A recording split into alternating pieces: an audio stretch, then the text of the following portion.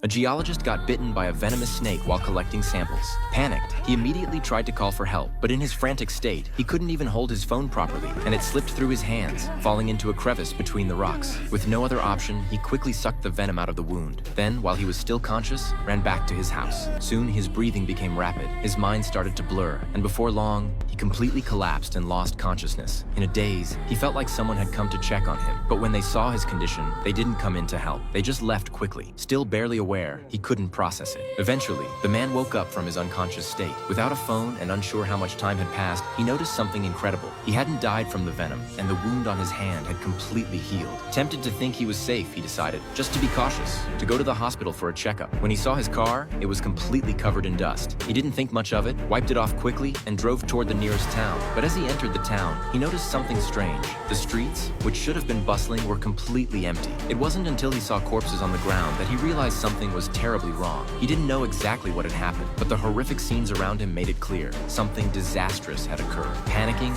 he drove straight for his home. Through a radio broadcast, he finally learned the truth. He had been unconscious for 3 weeks. During that time, a highly lethal virus had broken out across the world. He returned home, unable to believe what he saw. His parents were already dead. At that moment, he completely broke down.